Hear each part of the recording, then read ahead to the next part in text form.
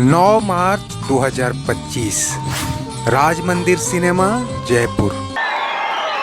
क्या आपने कोई ऐसी फिल्म देखी है जहां पर्दे का किरदार एक डायलॉग बोलता है तो अगला डायलॉग खुद दर्शक ही बोलने लगते हैं, मानो पूरी फिल्म पब्लिक को रट गई हो। क्या समझ कर आए थे कि सरदार बहुत खुश होगा। शाबाशी दे। ये नज़ारा दिखा देश के सबसे बड़े सिनेमाघरों में से एक राज मंदिर सिनेमा जयपुर में, जहां शोले फिल्म की एक खास स्क्रीनिंग रखी गई थी। और नज़ारा ऐसा कि मानो यहां फिल्म नहीं बल्कि कोई अजूबा दिखाया जा रहा हो। जो फिल्म देखने आए थे वो इसके शुरू होते ही खुद ही फिल्म बनाने में जुट गए। कोई वीडियो बना रहा था तो कोई सेल्फी लेने में मस्त था। और इन सब के बीच एक एक डायलॉग और एक एक गाने पर दर्शक भी सुरताल मिलाते दिखे। यही वो बातें हैं जो इस फिल्म को ऑल टाइम ब्लॉकबस्टर ही नहीं बल्कि all time cult classic movie बनाती हैं। वैसे तो शोले मुंबई के मिनर्वा थिएटर में लगातार 5 साल तक चली थी। देश भर के ऐसे सैकड़ों सिनेमाघरों में भी इसने सिल्वर और गोल्डन जुबली के नए कीर्तिमान स्थापित किए थे। 50 साला स्क्रीनिंग के मौके पर शोले के डायरेक्टर रमेश सिप्पी ने कहा कि फिल्म बनाते समय तो पता था कि हम कुछ बड़ा और कुछ नायाब प्रोड्यूस करने जा रहे हैं, लेकिन यह फिल्म इतनी ऐतिहासिक बन जाएगी इसकी कल्पना किसी ने भी नहीं की थी। और दोस्तों, पहले भी आपको बताया था कि जब यही रमेश सिप्पी मिनर्वा में फर्स्ट डे फर्स्ट शो देखकर लौटे थे तो डल पब्लिक रिस्पॉन्स देखकर निराश हो गए थे। और 2-3 दिन के भीतर मीडिया ने भी इसे फ्लॉप और बंडल फिल्म करार दिया था। और सिप्पी ने 2-3 दिन बाद ही जय यानी अमिताभ बच्चन के किरदार को जिलाने का फैसला कर लिया था। लेकिन अगले ही हफ्ते से फिल्म ने जो पॉजिटिव रिस्पॉन्स दिखाना शुरू किया, उसने भारतीय फिल्म इतिहास की नई इबारत लिखनी शुरू कर दी। दोस्तों, शोले के बारे में आप इतने अनसुने अनकहे किस्से पहले ही सुन चुके हैं कि अब कोई भी बात आपको नई नहीं लगती। लेकिन फिर भी इस खास मौके पर हम आपको कुछ ऐसी बातें जरूर बताएंगे जो शायद आपने नहीं सुनी होंगी। जब कभी शोले बनाने वालों की बात चलती है तो रमेश सिप्पी का नाम सामने आता है।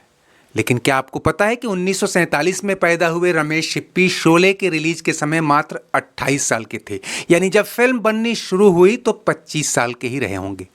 यही हाल लीड कैरेक्टर वीरू यानी धर्मेंद्र का था। फिल्म की कास्टिंग के समय 37 साल के थे और जय यानी अमिताभ बच्चन तो 29 साल के ही थे।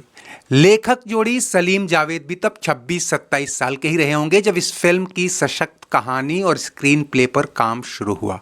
बेशक इन जवानों का जोश ही था कि ये फिल्म इतनी एक्सपेरिमेंटल बन पाई, लेकिन इनके पीछे खड़ा तजुर्बेकार प्रोड्यूसर जीपी सिप्पी यानी रमेश सिप्पी के पिता गोपाल दास परमानंद सिपह मलानी नहीं होते तो न तो सलीम जावेद होते और ना ही धर्मेंद्र हेमा मालिनी की जोड़ी।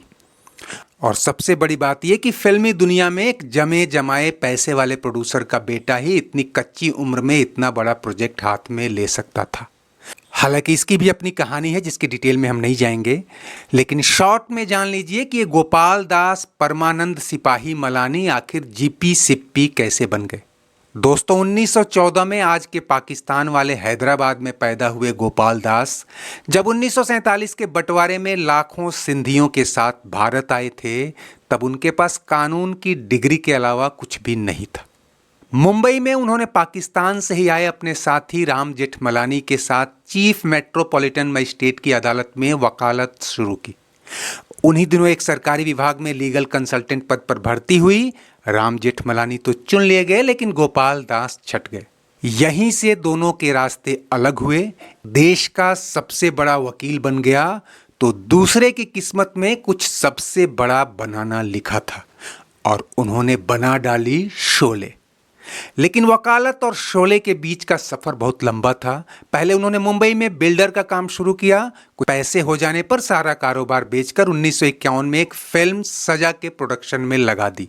देवानंद और मिम्मी की यह फिल्म ठीक ठाक चल गई तो जीपी ने पीछे मुड़कर नहीं देखा और श्रीमती 420, ब्रह्मचारी, अंदाज और सीता और गीता जैसी कई सफल फिल्में बनाई। जहां सिप्पी सरनेम का सवाल है, असल में अंग्रेजों का दिया है। एक समय किसी जॉब में जीपी का बॉस अंग्रेज था और उसे उनका सरनेम सिपाही मलानी अटपटा लगता था, तो उसने इन्हें शॉर्ट में सिप्पी कहकर बुलाना शुरू कर दिया और यहीं से उन्होंने अपना सरनेम बदलकर सिप्पी कर लिया। सीता और गीता की सफलता के बाद ही जीपी सिप्पी ने युवा डायरेक्टर बेटे रमेश सिप्पी के कंधों पर एक बड़े प्रोजेक्ट पर काम करने की जिम्मेदारी डाली। सीता और गीता के लेखक सलीम जावेद से कहानी मांगी गई। जो कहानी उन्होंने पहले दी वो तो खारिज हो गई, जिस पर आगे चलकर मजबूर फिल्म बनी। अब फैसला हुआ कि दुनिया भर की कुछ नायाब एक्शन फिल्मों से प्लॉट और सीन उठाए जाएं, उन पर इंडियन कॉन्टेक्स्ट में देसी किरदारों के साथ एक कहानी बुनी जाए। फिर क्या था, 7 समुराई से लेकर once upon a time in the west तक करीब आधा दर्जन विदेशी फिल्मों से प्लॉट, कैरेक्टर और सीन लिए गए। मेरा गांव मेरा देश ने तो सनसनी मचा ही रखी थी। डाकू और बदला इसका सेंट्रल थीम बन गया। कहानी डेवलप होते होते कुछ ऐसे निखरी कि तय हुआ कि स्पेशल वीडियो और साउंड इफेक्ट्स भी ऐसे हों जो अब तक किसी ने न देखा हो न सुना हो। ऐसे में पहली बार भारत में स्टीरियोफोनिक साउंड और 70 mm का वाइड स्क्रीन फॉर्मेट आया। कैरेक्टर और एक्टर्स की कास्टिंग के किस्से तो आपने पहले भी सुने हैं। आर्ट डायरेक्टर राम एदेकर ने 6 महीने की मशक्कत के बाद बेंगलुरु से 50 किलोमीटर दूर रामनगरम का ये पथरीला पहाड़ी इलाका ढूंढ निकाला, जिसे इस फिल्म के लिए मेन लोकेशन बना लिया गया। सैकड़ों लोगों की यूनिट टीम यहाँ आई और करीब 2 साल तक शूटिंग चली। इस बीच जीपी सिप्पी ने भी खजाना खोल दिया और 1 करोड़ का बजट करीब 3 करोड़ रुपए तक चला गया। खैर दोस्तों, छोड़िए मेकिंग के किस्से, बताते हैं कि रिलीज होने के 1 हफ्ते बाद ही जब फिल्म का सुरूर दर्शकों पे चढ़ना शुरू हुआ तो कैसे कैसे अजूबे हुए। उन दिनों सिनेमा के आम टिकट 1 से 2 रुपए में बिकते थे, लेकिन शोले के टिकटों की कालाबाजारी ऐसे शुरू हुई कि मुंबई में सबसे महंगा 15 रुपए का टिकट 80 से 100 रुपए में बिकने लगा। देश भर के 100 से ज्यादा सिनेमाघरों में टिकट खिड़की पर स्थायी रूप से हाउसफुल के बोर्ड लटक गए। कोलकाता के ज्योति सिनेमा के पास मूंगफली बीड़ी बेचने वाले एक शख्स ने 3 महीने तक टिकटें ब्लैक करके एक दुकान का ठिया खरीद लिया। अनुपमा चोपड़ा की किताब Sholay the making of a classic में जिक्र मिलता है कि कैसे दिल्ली के सीलमपुर में रहने वाले एक आदमी ने करीब 6 महीनों तक शोले के टिकटों की ब्लैक मार्केटिंग से इतना कमा लिया कि अपने लिए एक छोटा सा पक्का मकान बनवा लिया। खुद रमेश सिप्पी कहते हैं कि जब वो शोले दिखाने वाले मुंबई के कई सिनेमाघरों में घूम घूम कर जायजा ले रहे थे तो पाया कि इंटरवल में भी खान पान के स्टॉल पर कोई नहीं है, वो खाली हैं। असल में लोग हॉल के भीतर ही अपनी सीटों पर बैठे रह जाते थे। मिनर्वा के मैनेजर के हवाले से एक लेखक ने लिखा है कि भारी बारिश के दिनों में जब हॉल के भीतर और बाहर जल भराव हो गया था, लोग चप्पल जूते हाथ में रखकर अंदर आते और कुर्सियों पर पैर रखकर बैठ जाते। उन दिनों इस फिल्म को दोबारा तिबारा और कई बार देखने का नशा भी तारी था और कई लोग एक बार टिकट लेते और फिल्म देखकर कुर्सियों के नीचे दुबक जाते ताकि चंद मिनटों बाद ही शुरू होने वाला दूसरा शो भी फ्री में देख ले।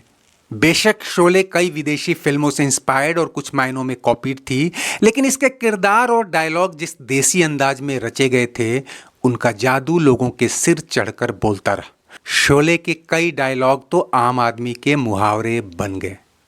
लोहा गरम है, मार दो हथौड़ा। तेरा क्या होगा कालिया?